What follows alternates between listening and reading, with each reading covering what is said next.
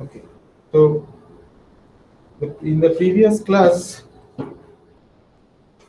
there was some disruption because the center's internet was down. So the connection got cut in between the lecture. So today, what we shall do is we shall start by proving the Green's theorem, which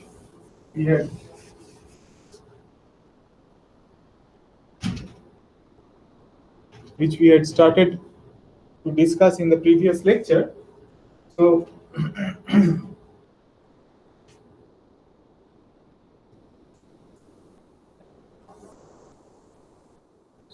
we had this simple closed contour C, which is bounding a region R in the xy plane.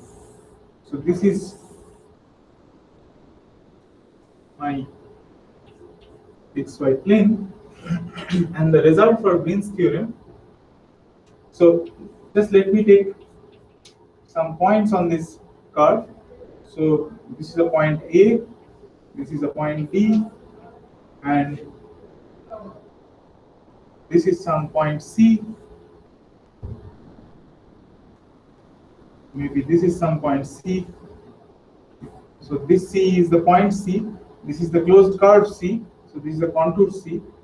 Let me just denote this contour by in this way. And let me take another point as E. Let this point be E on the closed curve C. So the result of Green's theorem was, if I take the contour integral in the positive direction, in the positive orientation, then u dx minus v dy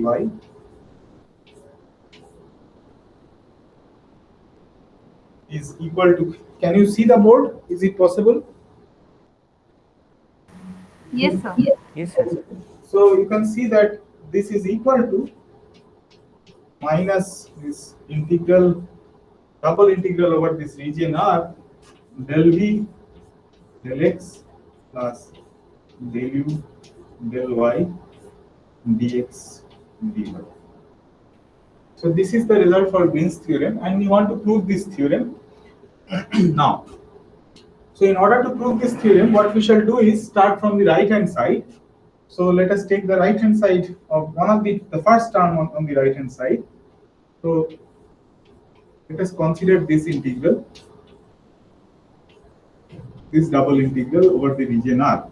And it was at this point that the internet connection was cut in the previous lecture. So let us start from here. And as I mentioned in the previous discussion, that you can see that this is a derivative with respect to x, so you can perform the x integral. That is trivial, right? So it means that you are performing some x integral. So there are endpoints. There are some limits, the lower limit and the upper limit, and so for each point, for if I am here, for example, say if I am here at these 2 points, then you are integrating along this direction, in the x direction. This is the x direction, so you are integrating along this direction, and both these points have some endpoints. This point, this is the lower limit of the integral. This is the lower limit of the integral, and this is the upper limit of the x integral, right? And now you have to keep on doing for each of the points on the curve. So you are moving in the y direction, and therefore this integral will be nothing but, you will have a integral like this. This is the y integral, and then this integral will be dx del v del x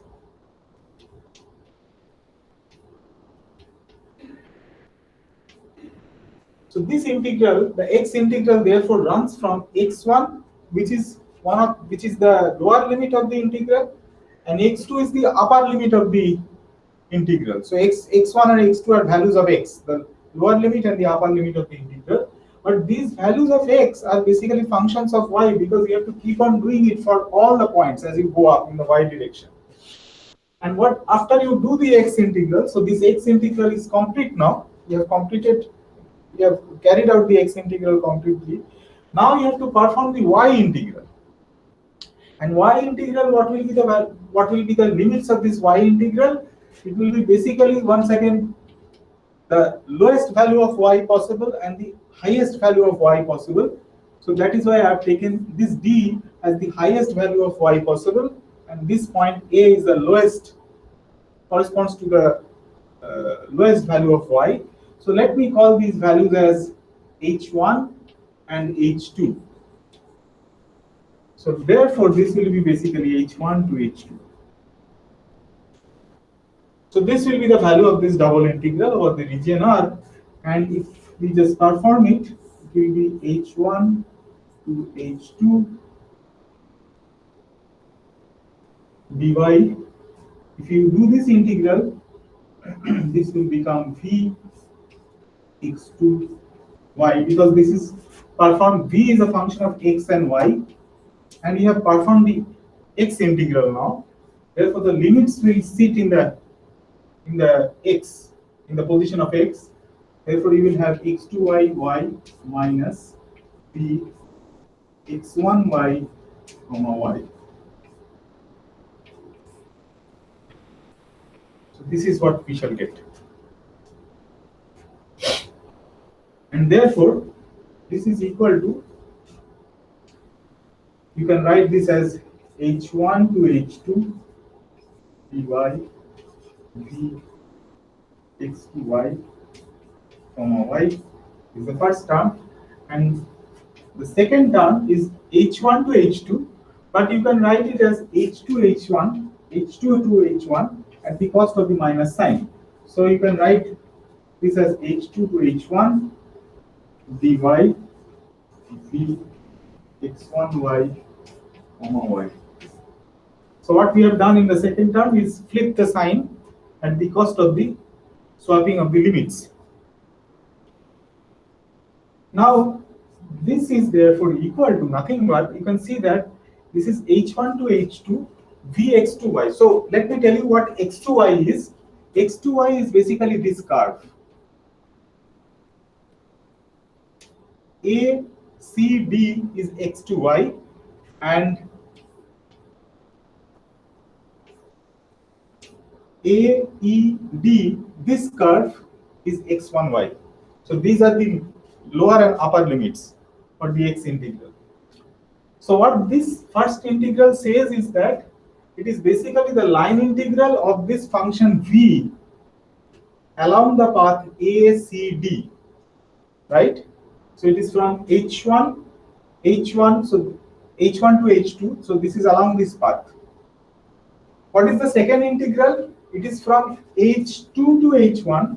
Therefore, it is the line integral of the function v along the path d, e, a. So in this direction. So you are coming in this direction. You are going in this direction. You are coming back in this direction. And therefore, this is nothing but the contour integral of v xy. So this is basically the contour integral of vxy dy.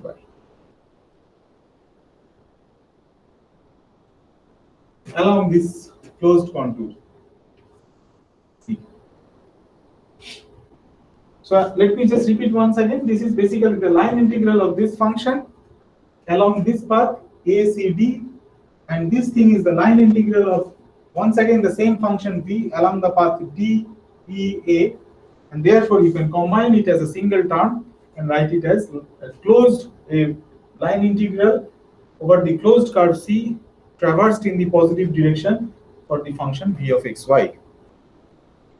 And so what we have shown is that this term corresponds to this term. And now you can play the same trick for the second term also. You can start from this term,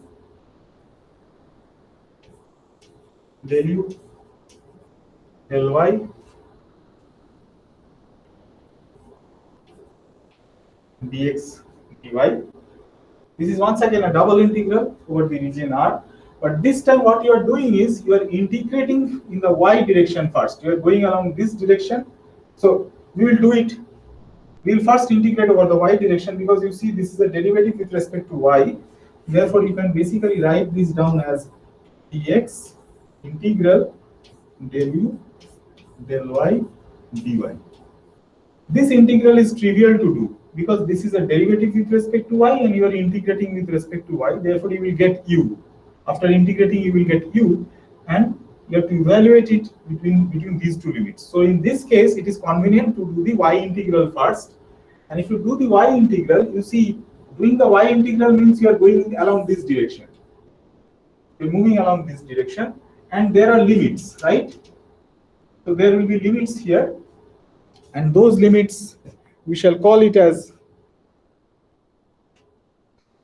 y1. And you're moving along this direction. You have to integrate.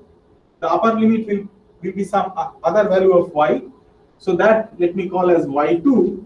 And then you have to do it for all these points as you move along the right hand side along the x-axis. So in this case, when for this particular integral, y1 will be a function of x and y2 will be a function of x. It is similar to the previous case where x2 was a function of y and x1 was a function of y.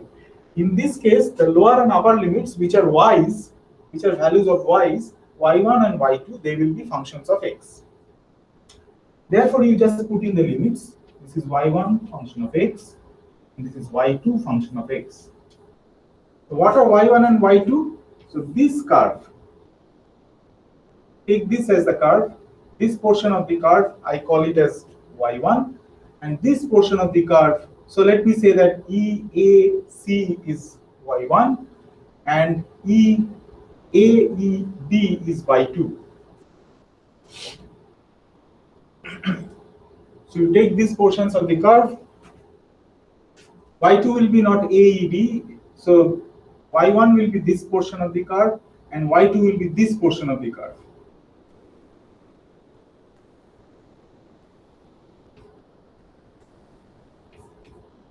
So x2 was this, x1 was this, y2 is this, y1 is this. So you're integrating in that way. And once you do this, next you have to perform the x integral. And there you have to take the values of x. For example, this is the minimum value of x. Let me call this as g1. And you have to take the maximum value of x and let us call it g2.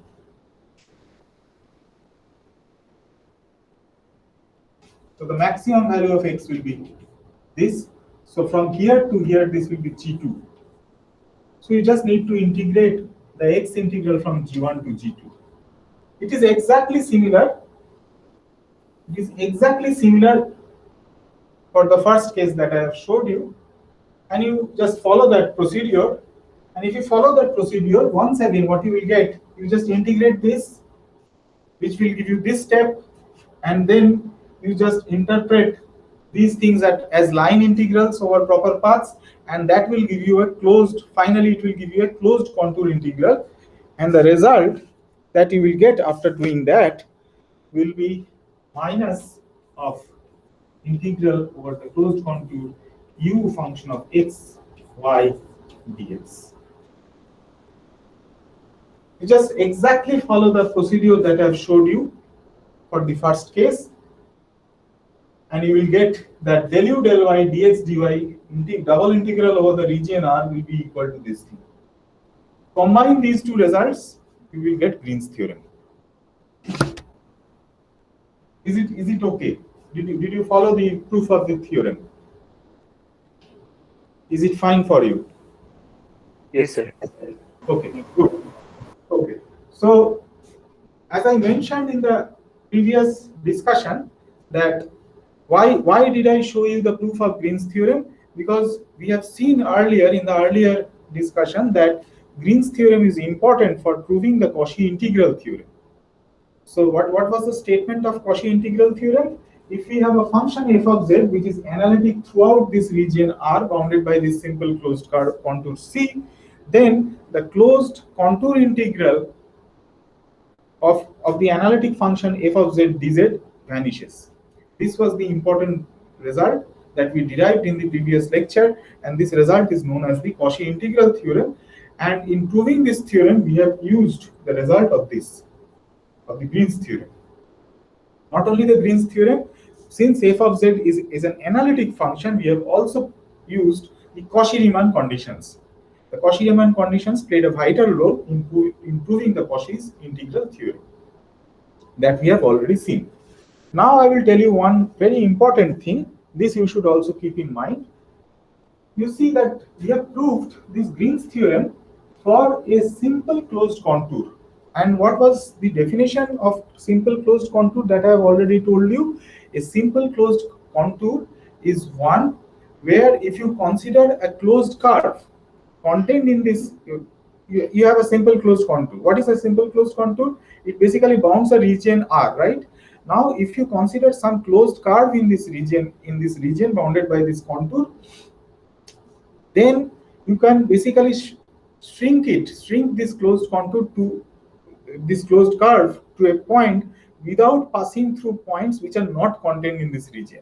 And I have given you an example of this simple closed contour. The example was a washer. You have seen washers at your home. You take a circular thing and there is a hole in the middle. So this is the example of a thing which is not a of a region which is not a simply connected region. So it is basically an example of a multiply connected region.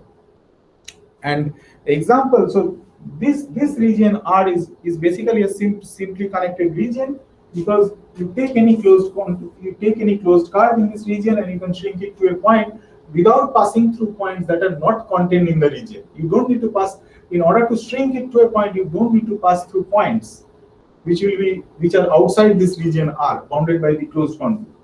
But for example, if I take a washer like this, and now you consider a closed curve like this, if I want to shrink it to a point, then you have to pass through points which are not contained inside the washer. The washer is only this region.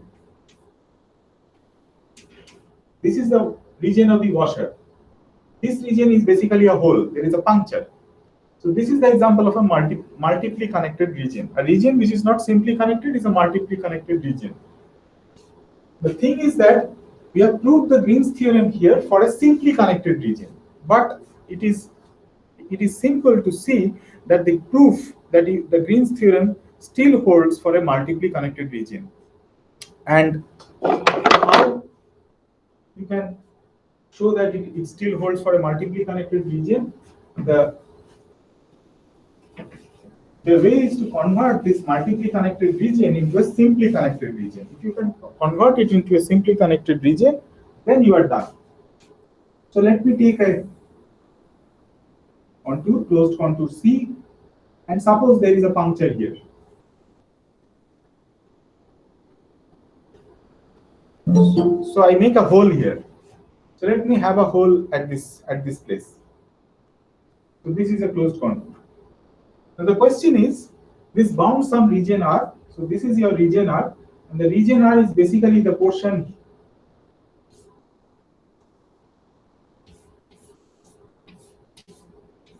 This is the region R.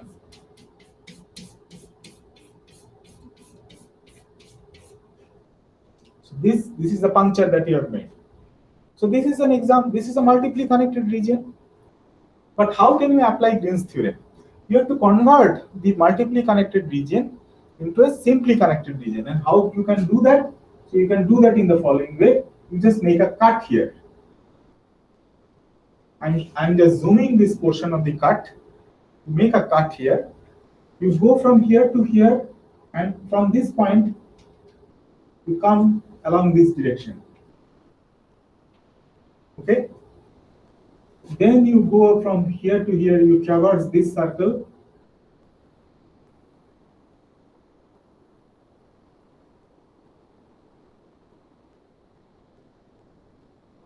And once again, you make a cut here, and you move in this direction, and then you move in this direction. And now you see what we have done is that we are going along this direction, we have a cut now, we cannot move along this direction anymore. So we are coming along this direction, then traversing this particular thing, this particular circle or contour, whatever you like to say. Then you are again going up. You have made a cut here once again. There is a cut at this point. You go up and then you come here. So now you see that this is a simply connected region, and the Green's theorem holds perfectly fine for this region. So if you have a multiply connected region, the trick is to convert it by making suitable cuts. With a pair of scissors, you can make suitable cuts to convert that multiply connected region into a simply connected region. So now you see any closed curve contained in this region. Obviously, this curve is no more possible, right? This curve is no more possible because this curve is not contained in the region, because this region is not included in this region anymore. So this is not a valid closed curve, but this is definitely a valid closed curve, and you can shrink it to a point without passing through points not contained in the region. Okay, so this is a side remark that you should always keep in your mind, the difference between a simply connected region and a multiply connected region. This is very important. Okay, now what we shall do today is give you certain simple definitions which you should have in your mind. These are quite important. So first is the first thing that we should. So why are we giving these notations or definitions? These definitions are important because what we have seen what is an analytic function, and we have also seen the conditions required for a function of a complex variable to be analytic, right? We have also seen that, which are the Cauchy-Riemann conditions. Now, in physics or also in mathematics or in anywhere, for example, engineering, physics, mathematics, we always want to expand a function around some point. This is the thing which we always want to do. For example, you have already seen Taylor series expansion of a function of a real variable. You must have seen in your undergraduate classes. So you want to expand the function around the point. So this is called the Taylor series expansion.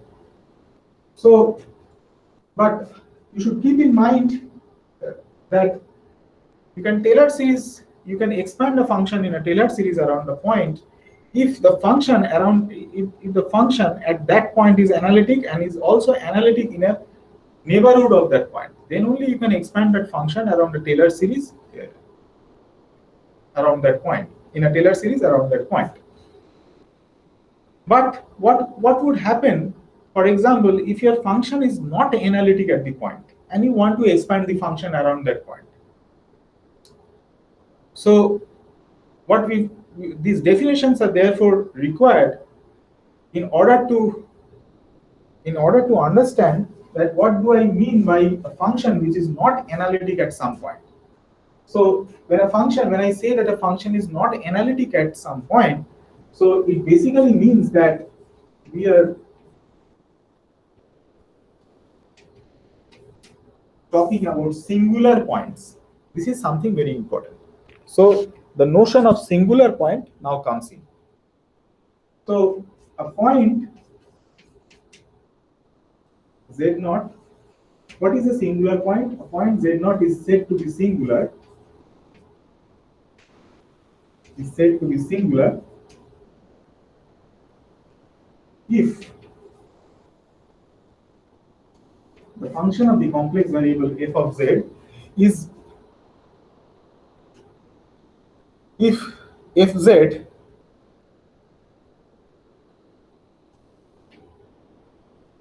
is not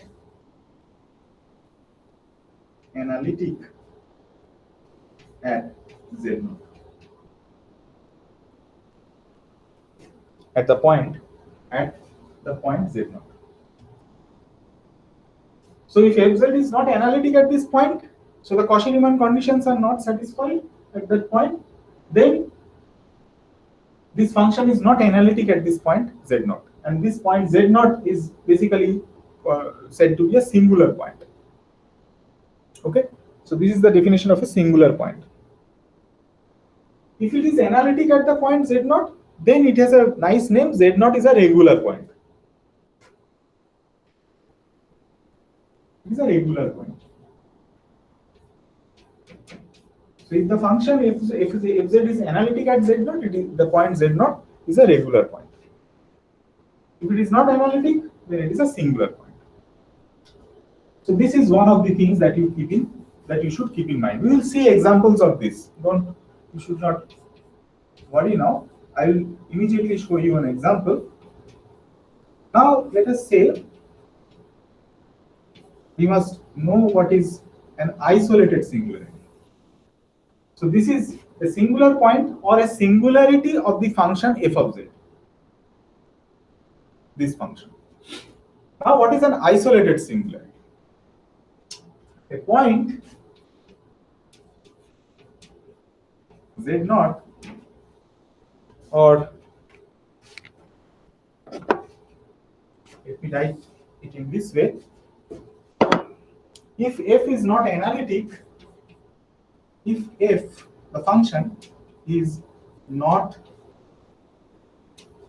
analytic at the point Z0, but there exists a real number R greater than 0, such that f of z is analytic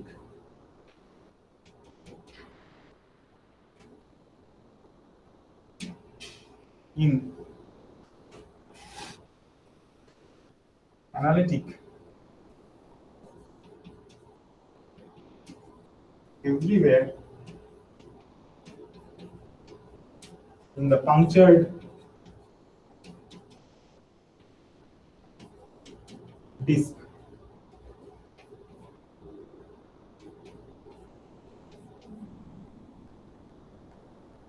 D star R Z0, then the point Z0 is said to be an isolated singularity.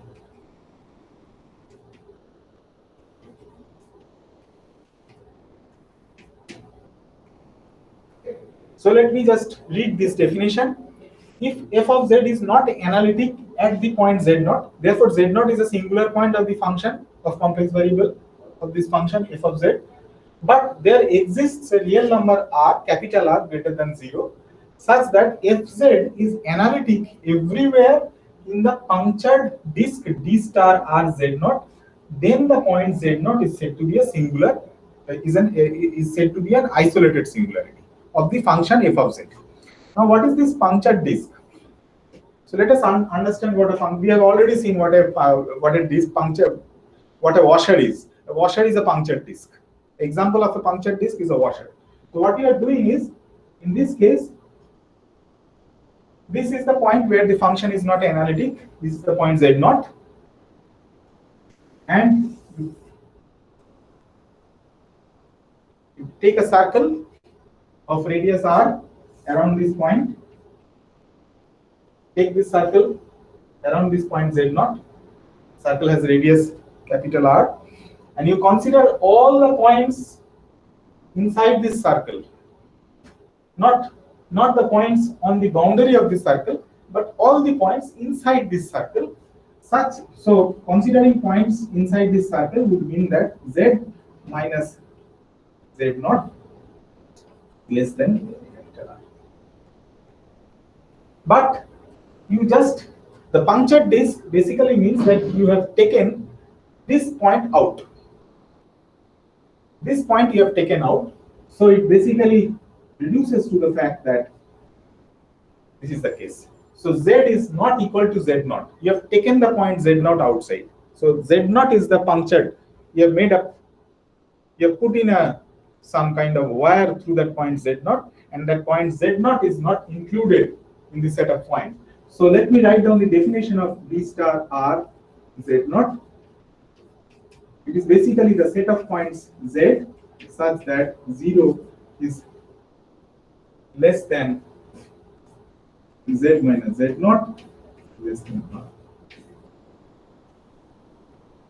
And also, so this is the definition of the punctured disk. So it basically tells you that had you made this an equality, then this would not be a punctured disk, because Z could take the value Z0 also.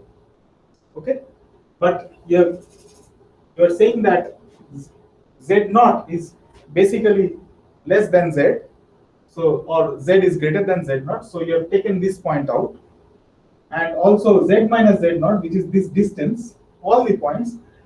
Suppose you have a point Z here. So the distance of this point Z from this point Z0 is modulus of Z minus Z0. This distance is always less than this radius of the circle. So you are basically considering all these points inside, with the exception that you are not including the points which are on the boundary of the circle, and also you have taken out this point Z0. So that is what a punctured disk is. Why you have taken out this point Z0? Because Z0 is a singularity of the function f of Z. But what the definition says is that if there is a point, if the function is not analytic at Z0, but there exists a real number capital R such that f of Z is everywhere analytic around in this region, except the point. It has a singularity at this point, but it is analytic in this region, everywhere outside. For any R, if there is any non-zero R, R may be very small, but still R is non-vanishing. Then it tells you that this point Z0 is an isolated singularity. This is the definition of an isolated singularity. At this point, I would also like to give you the definition of an annulus. What is an annulus? An open annulus is basically denoted by this 0, 0, Z0, 0, capital R. It is basically nothing but this. So you also have an alternative notation of this punctured disk B star R Z0. It can also be denoted in this way. So this is basically the punctured disk. A Z0 O 0 R. And what would happen if I have something like this, A Z0 R capital R, where 0 is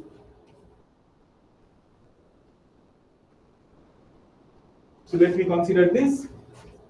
This is basically the set of points Z such that small r is less than Z minus Z0 less than capital. So this is the open annulus. And when this small r is 0, this is a special open annulus, which is nothing but the punctured disk. And what is the closed annulus?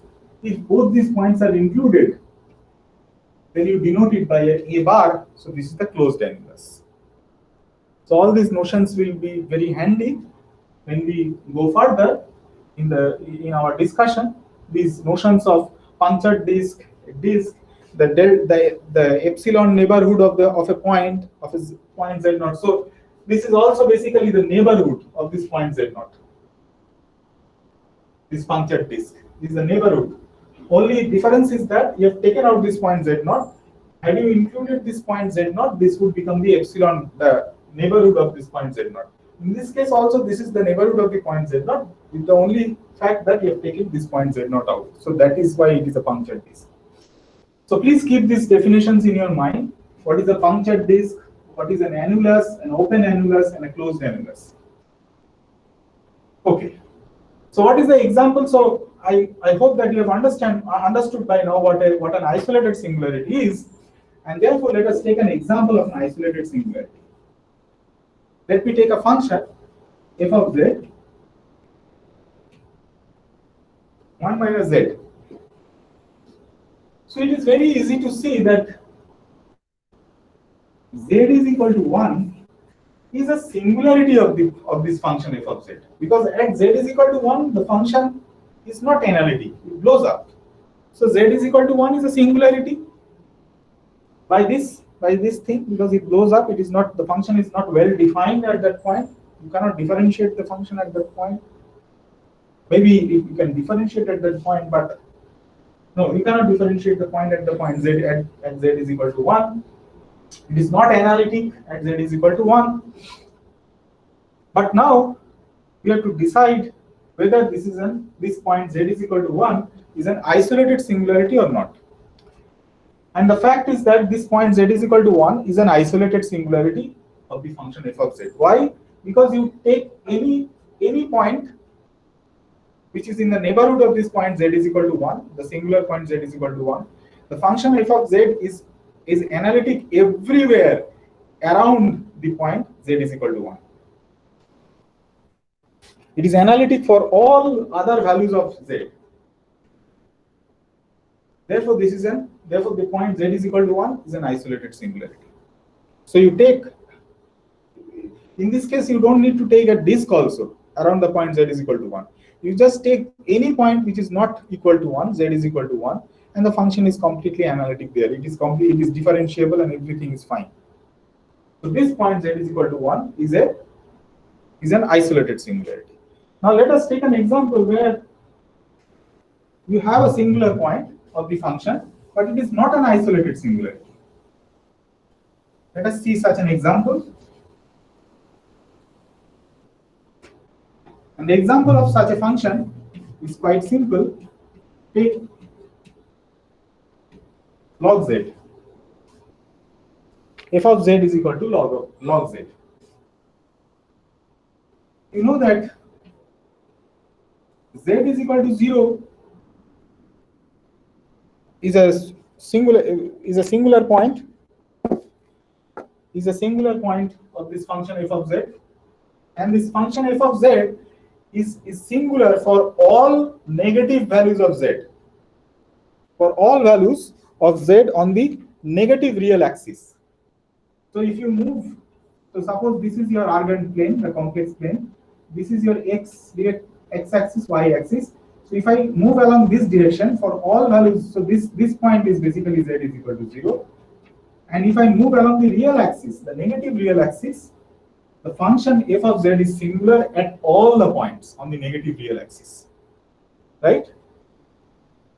Therefore, now you have to decide whether this point z is equal to 0, which is a singular point of this function f of z, is this point a isolated singularity of the function f of z? It is not an isolated singularity, because if I take a disk, you take any disk, there does not exist any real number capital R greater than 0 where the function is analytic. Because if you take any circle of radius r, these points, these are the points, you will always cover these points where the function is not analytic.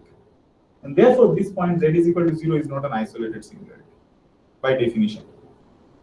Is this point clear? The definition of a singularity and an isolated singularity. Do you have any questions at this point? If you want to ask any questions, is this point clear, first of all? Yes, sir. Yes, sir. Good. So, what we have now seen is the definition of a singular point of a function where the function is not analytic, so it is not differentiable at that point. Cauchy-Riemann conditions are not satisfied at the point. We have also seen the definition of an isolated singularity, and we have seen one example of an isolated singularity. It has a singularity z is equal to 1, and it is an isolated singularity. This has a singularity, log z has a singularity at z is equal to 0, but this is not an isolated singularity because there does not exist any neighborhood where of this point z is equal to 0 where the function is analytic, or you take any neighborhood and the function is not analytic at those points, and therefore this is not a isolated singularity. And now I would like to just, as a remark, I would just like to mention that why is this notion of isolated singularity important? Suppose if you have functions with isolated singularities, they have a LoRa series expansion. It's called a LoRa series.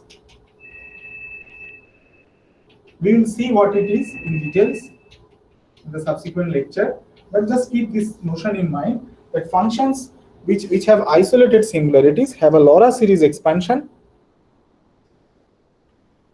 of this form.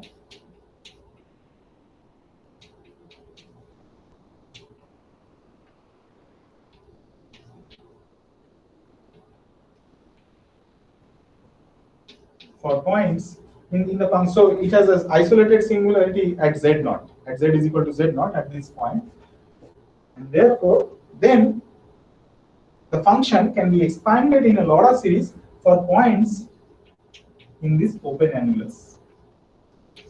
Or we have already seen that this is the punctured disk, basically the same as this punctured disk. So what it means is that you can basically expand the function in such a series, in the series that I have mentioned, that I have written down there. You can basically expand the function in that series for all points inside this region of radius r, and only thing is that these points here are not included and the point z0 is not included. So this expansion of this function is basically valid this one in this region for all these points where the function is analytic. So such an expansion is said to be a LoRa series expansion, and we will actually prove that that you indeed have a LoRa series expansion of this form. This is just a side remark that I wanted to make. Now, I've given you other notions also. For example, the notion of this punctured disk is very important. The notion of an open annulus is very important, and the notion of a closed annulus. Now, let me give you another notion which is quite important. This is called pole. What is a pole?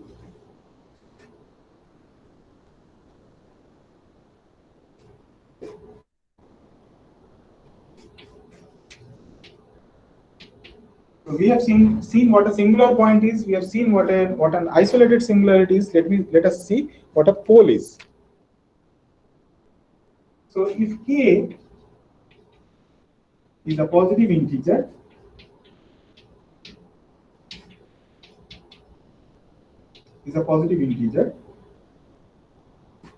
and c is a positive integer such that c of minus k is not equal to 0. C of minus k is not equal to 0, but Cn is equal to 0 for all n less than minus k. Then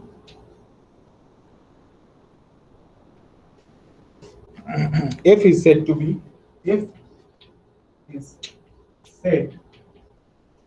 to have a pole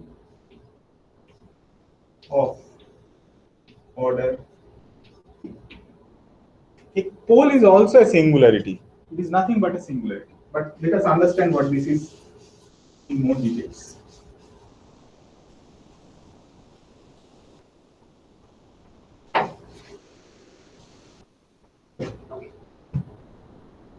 So I have already told you that if the function has isolated singularities, then you can expand the function in a LoRa series expansion around that isolated singularity. And the expansion is of this form. This is the LoRa series expansion. And let us write it down in full thing, in its full glory. So it will be something like, so you have terms on this side. So it will be C minus 2 Z minus Z naught square plus C minus 1 Z minus Z naught plus C naught plus C1. And on this side, let me write it in this way, dot dot dot plus C minus K by K plus C minus K plus 1 by Z minus Z naught K minus 1 plus dot dot dot. So let me just read it out for you. It is on the for integers which are negative. For negative integers, you have dot dot dot terms on this side, then plus C minus K. So when n is equal to minus K, Z minus Z naught to the power of K plus C minus K plus 1, Z minus Z naught to the power of K minus 1 plus dot dot dot to C minus 2, this thing, and then you go on this side when n are positive integers. So this is your expanded form of the Laurent series expansion. And what this definition says is that suppose this coefficient C minus K is, there exists a positive integer K such that this coefficient C minus K is non-zero. This does not vanish. Therefore, you have this term in your expansion of this function f of z, but all other terms for n less than minus k. So all these terms that you have, for example, C minus k minus 1, Z minus Z naught to the power of k plus 1. So you go on this side. So all these terms are 0 because Cn is equal to 0 for all n less than minus k.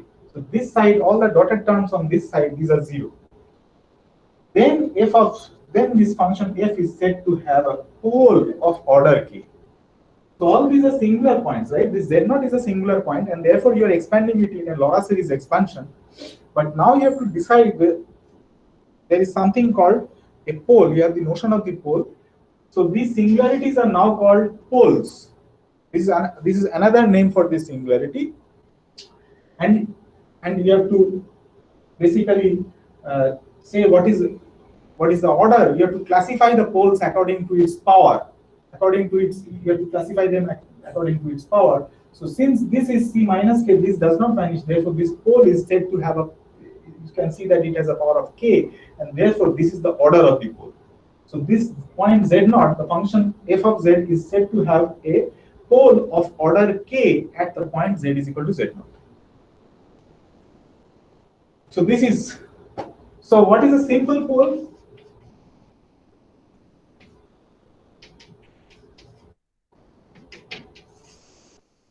What do you mean? What do I mean if I say that the function f of z has a simple pole at Z is equal to Z0? It basically means that all these terms are 0. Only C minus 1 exists. Only this term is not equal to 0. So this power is 1, and therefore this is a simple pole. A pole of order 1 is a simple pole. So you have this definition of this pole. And what is, now let me tell you, give you the notion of essential singularity. What is an essential singularity? This is also quite important notion.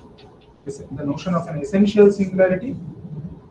The point Z is equal to Z0 is an essential singularity if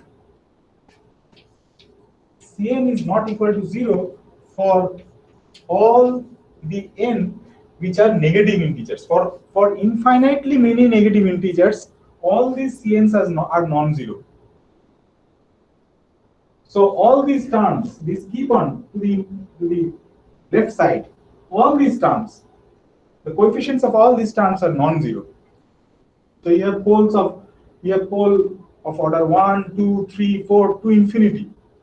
Because all the coefficients are non-zero, then the point Z is equal to Z0 is said to be an essential singularity of this function f of z. It is an essential singularity.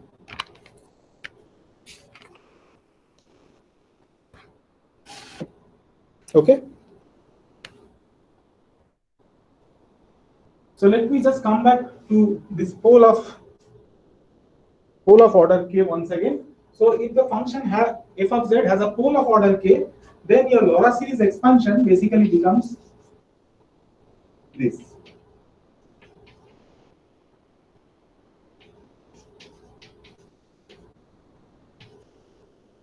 So it tells you that only this c minus k, from c minus k, the coefficients are, I think this side of the board is not visible. So let me write it at this point.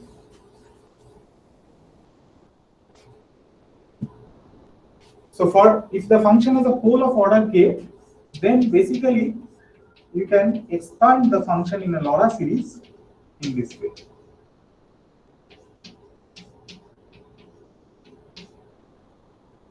So the series would start from minus k to plus infinity. So it would run over values of n which takes values from minus k to plus infinity. So this would mean that this function f of z has a pole of order k. But if the function runs from minus infinity to plus infinity, the full thing, this is the full Laura series, all the coefficients all the c minus n coefficients are non-zero, then this function f of z is said to have an essential singularity at the point z0. And we will see examples of all these kinds of singularities. Is this clear? Is this point clear? Are you okay with it? Yes, sir. Yes, sir. So let me pause at this point today. Let us not proceed further because you have seen quite a few notions today. Please feel free to ask any questions. If you have any doubts at this point, you should get them cleared by now. Otherwise, it would be difficult. Can we explain any function which has some essential singularity in a Fourier series? You want to expand? See, Fourier series is a different kind of a thing. Is it any difficulties to expand a non-analytic function in a Fourier series?